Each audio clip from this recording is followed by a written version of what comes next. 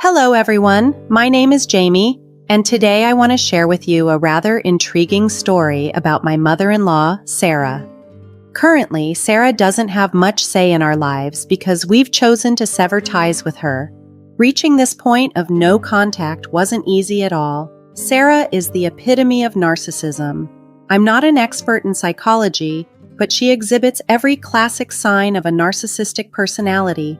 Describing her in the harshest of terms, Sarah is self-centered and utterly vile, only ever concerned with her own needs. Interestingly, her son, my husband Paul, is the polar opposite. I believe this is largely due to him being raised mostly by his father after his parents divorced early in his childhood. Sadly, he only reunited with Sarah following his father's death from a terminal illness. From the stories Paul has shared, it's clear that Sarah is overly controlling and manipulative. Paul once confided in me, "Jamie, my mom demands so much from me. She feels entitled to everything I own and expects me to care for her indefinitely." He told me about how she used to take his entire salary when he started working during his school years. For the longest time, Paul believed this level of parental control was normal. But that's not healthy, I told him. You were essentially enslaved, working while she did nothing but lounge around in her apartment. You must make some serious financial changes. I know, Jamie, he replied. I've tried talking to her, but she always guilt trips me about abandoning her or leaving her to fend for herself. I even suggested she get a job, but she refuses to listen. Paul struggled to manage his student loans since he was financially supporting Sarah throughout college. She stopped working when Paul was 17, the same year he got his first job. From that moment, he was designated as the family's primary breadwinner. Isolated from their extended family and under Sarah's stringent control, he had always considered this dynamic to be normal. He didn't have friends because Sarah didn't allow it, and he couldn't afford a phone. When Paul went to college, he was introduced to a whole new world. Despite Sarah's attempts to prevent him from attending, he pursued higher education. It was there, away from his mother's overwhelming influence and meeting a variety of people, that he finally realized the abnormality of his upbringing. Paul had always financially supported Sarah, his mother, despite her manipulative ways. 3 years into our relationship, I felt compelled to address the situation. Paul, your mother has been quite abusive towards you, I told him. She's manipulated you for years and even squandered the inheritance your father left. Why do you continue to support her? What can I do, Jamie? She's still my mom, Paul replied, his voice tinged with resignation. After hearing for years that she deserves my money, it's hard to shake off. I can't completely cut her off. She's the only family I have left apart from you. I understand that, I said gently, but you need to reconsider your situation. You're drowning in debt. How much longer can you manage this? Paul didn't have an answer. He realized that continuing to support Sarah meant he could never escape his financial burdens. This situation also made me question our future together. I was aware that Sarah could become a significant issue, potentially claiming a stake in everything we owned. She already disliked me, resentful of the bond Paul and I shared. Don't think you can take my son and his money. I'm his mother and the only one who deserves his things. You're just a gold digger trying to steal my son, Sarah would snap at me. You need to stop relying on Paul, I retorted. He's an adult and so are you. You're perfectly capable of taking care of yourself. Shut up, girl. Don't tell me how to live my life. I won't lose my lifestyle for a worthless girl like you. Paul will always be under my control and I'll make sure of it, she replied sharply. Sarah's harsh words were alarming, but I was determined to stand up for Paul. Unlike him, I had a strong backbone and a flair for subtle revenge, which allowed me to handle Sarah without letting her harm us too deeply. Although I often endured her insults, I found them bearable as time passed. As the years passed, both Paul and I finished college. I began working in a studio, and Paul landed an excellent job as a graphic designer. Despite his difficult upbringing, he was a diligent student and achieved considerable success. Nevertheless, Sarah continued to exploit his finances relentlessly. When Paul and I got engaged, Sarah was furious. She accused him of marrying a gold digger and worried aloud about her welfare. "How can you even think of getting married now? You still need to take care of me. Getting married would be a bad financial decision," she argued. "Mom, I'm already taking care of you, and getting married won't change that," Paul reassured her. But Sarah wasn't convinced. "But your wife will take all your money. You'll have nothing left for me. She doesn't earn much, and her mother is no help either. They'll both just become a burden to you." "Excuse me, but my mom and I are perfectly capable of managing on our own. We don't need to rely on your son," I interjected calmly, although internally I seethed at her accusation. I avoided telling her that she was the actual financial burden. I knew it would only ignite a pointless argument, and I preferred to keep the peace. Sarah interpreted my silence as an opportunity to further insult me and my family. My family, valuing respectability, chose not to retaliate against her barbs, preferring not to stoop to arguing with a narcissist. Despite Sarah's attempts to disrupt our wedding plans, Paul handled the situation well. Although it frustrated him, he still couldn't bring himself to completely sever ties with his mother. After our wedding, we settled into our new home. The details of how we acquired the house aren't pertinent right now, but Sarah was livid when she found out. She called me, fuming, "So you've already started messing with my son's money, buying expensive houses without even discussing it with me." "I have no idea what you're talking about, Sarah. Besides, how Paul and I handle our finances is none of your business," I replied, cutting the conversation short. Her resentment was palpable. "You think you can live in a big house while I'm stuck in this small rented apartment? Mark my words, Jamie, you won't enjoy my son's house alone." At the time, I didn't take Sarah's threats seriously. She had a habit of making such dramatic statements. I had also developed a habit of ignoring her and not giving her the reaction she sought. That was until one day something alarming happened while I was at work. My mom called, puzzled and concerned. "Jamie, why is your stuff at my house? Did something happen with Paul?" "What are you talking about, Mom? Nothing has happened between us. How do you know it's my stuff?" "The moving guys told me your name," she explained. This unexpected turn of events hinted at Sarah's deeper meddling, a stark reminder that ignoring her might no longer suffice. When my mom called, she was understandably confused and alarmed. "Jamie, your boxes arrived here with your name and address on them. I've opened a few and they're filled with your clothes. What's going on?" "Did the movers say who sent them?" I asked, my heart sinking with a dreadful suspicion. "They mentioned someone named Sarah," she replied, her voice tinged with concern. "I think you should come home right away and sort this out." Taking her advice, I immediately left work and rushed home. As I entered my bedroom, a shocking sight greeted me. My drawers and closet were empty. Even my bath products were gone. I was stunned. Descending to the living room, I found Sarah there, wearing a smug expression. "What the hell is going on, Sarah? Why did you touch my stuff and send it to my mom's house?" I demanded, trying to keep my composure. Sarah's response was chilling. "I'm here to set things right. From now on, only the homeowner and his mother will live in this house. A mother always has more rights than a wife. It's unfair for you to live here." "What are you talking about? You're out of your mind," I shot back, my anger rising. "Since the house belongs to my son, only he and I will stay here. You will leave and go to a house that is in your name."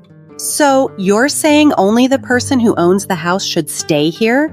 I clarified, trying to understand her twisted logic. "That's exactly what I mean. Now, since I've already sent your stuff away, you can just leave. Don't worry. My son and I will be very happy here," she declared, then turned and went upstairs. I was furious at her audacity, unable to believe she tried to throw me out of my own house. This house was in my name, and I was the rightful occupant. I couldn't let her force me out without taking action. So I made a strategic call and then I immediately phoned Paul, urging him to come home as quickly as possible. He said he'd be home soon and would reach me in no time, I relayed to my mom when she arrived at our house to check on the situation. We were both deeply unsettled, but I knew we needed to stand our ground and confront this outrageous attempt by Sarah to usurp our home. When Sarah saw my mother, she was visibly flustered. "What the hell, Jamie? Why is your mother here? I told you that you and your family can't be here. I've already sent your stuff to your mother's place, then why is she here?" "Well, you said that from now on, only the homeowner and the mother can stay here," I replied with a smirk. So I called my mother and invited her over. "This house is owned by my son. You should not be here," Sarah countered sharply. "I demand you to leave as soon as possible." I couldn't help but laugh, finding the irony too delicious, and my mother joined in. Though I was angry, the laughter was a welcome relief because I knew what needed to be clarified next. Once we composed ourselves, I turned to Sarah with a calm demeanor. "Just for your information, my dear mother-in-law, this house belongs to me." I began my tone even but firm. "Yes, this house is in my name. It was part of my inheritance from my grandfather, who passed away recently." "You can't be telling the truth. I don't believe you. This house cannot be yours." "I know my son got this house for you." Sarah spluttered, disbelief etched across her face. "Just wait till he comes home and shows you your place. I will not tolerate you keeping me away from the house." Sarah's confusion was met with a blunt correction from my mother. "She's telling the truth, Sarah. You have some messed up logic about deserving your son's things. Even if the house is Jamie's, you shouldn't be so entitled. Jamie is Paul's wife and is equally entitled to his assets." "I don't take advice from freeloaders, Rebecca," Sarah snapped back. "I would suggest you keep your mouth shut.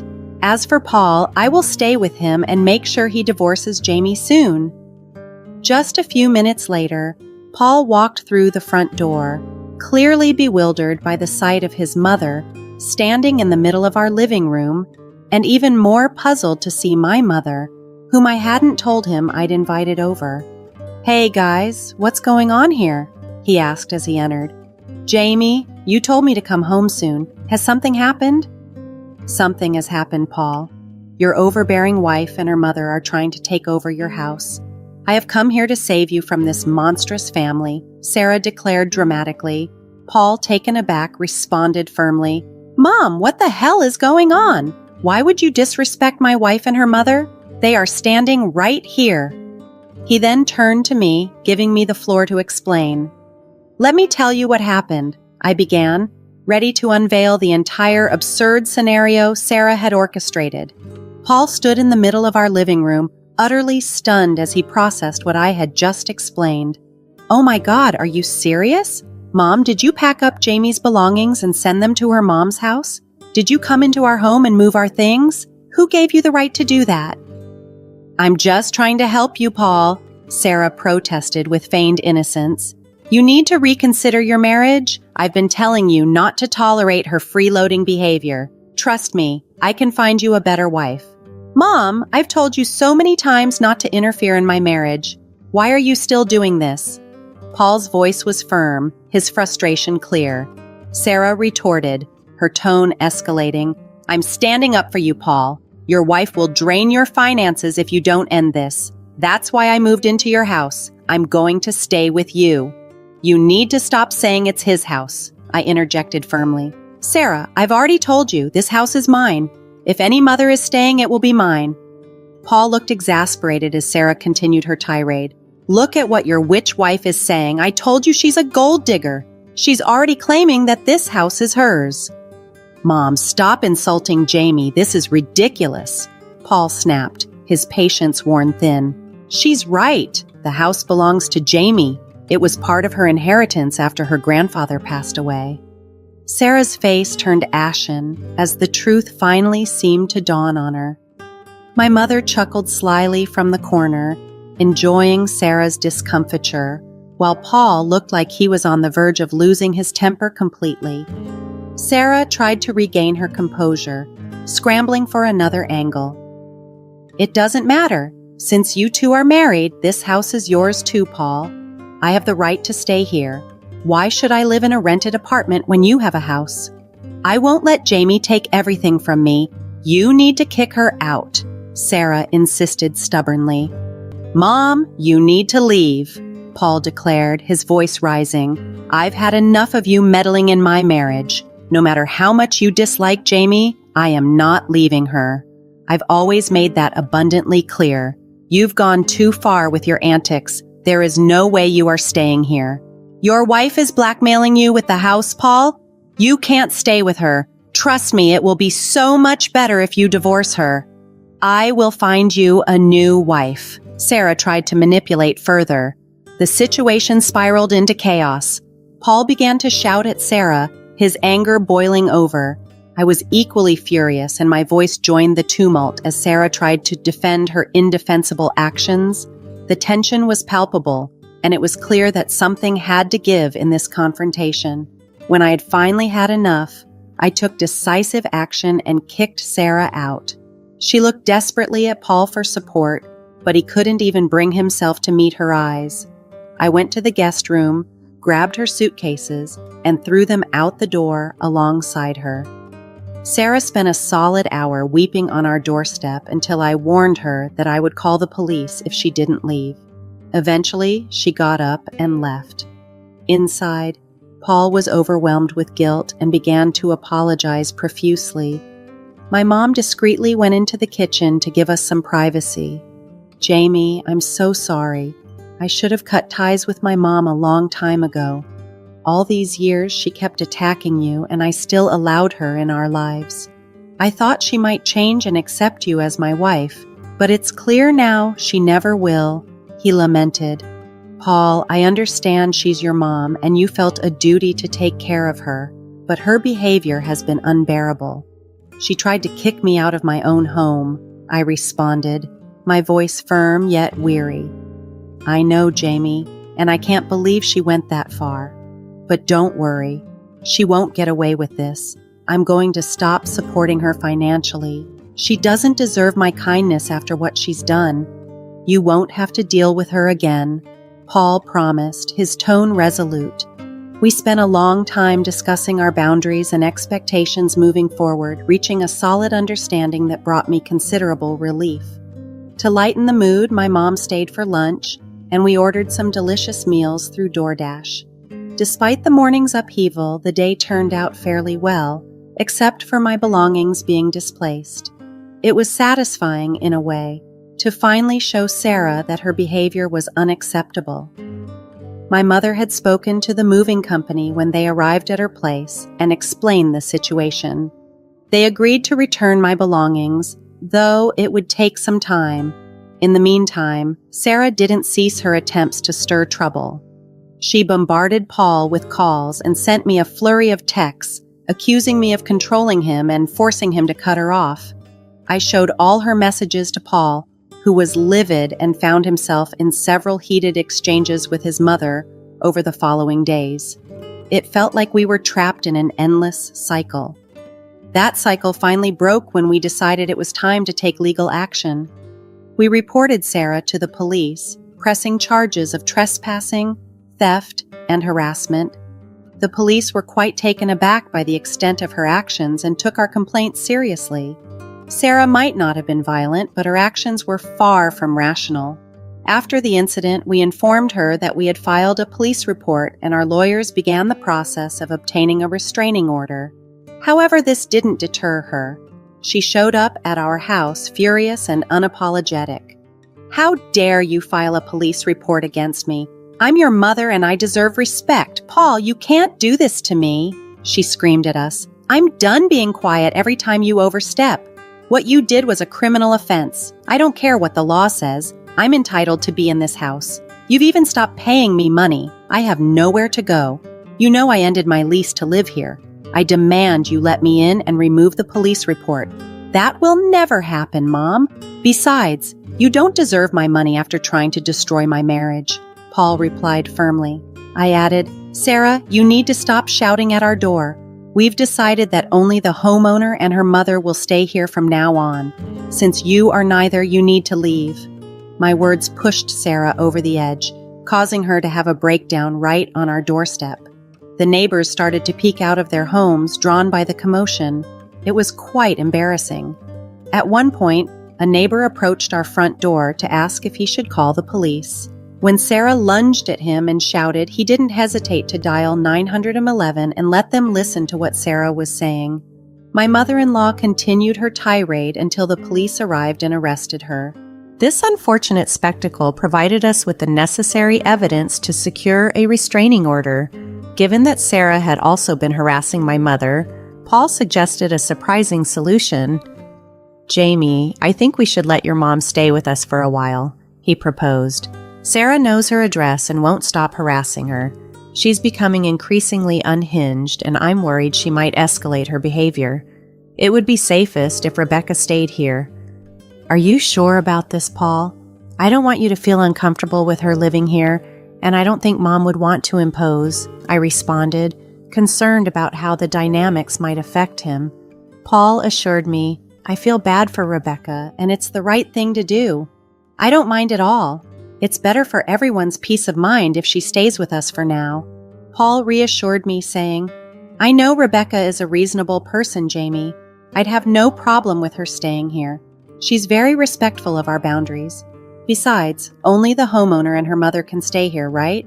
That joke between us brought out a hearty laugh, lightening the mood despite the circumstances. I could see that Paul was still struggling with the fallout from his mother's actions, but he was earnestly trying to distance himself from Sarah's toxic influence. Cutting ties with a narcissistic parent is a complex and painful process. We've been discussing therapy for Paul to help him navigate these emotional waters. He's open to the idea but needs some time to organize his thoughts. Understanding his mental state, I'm doing my best to support him.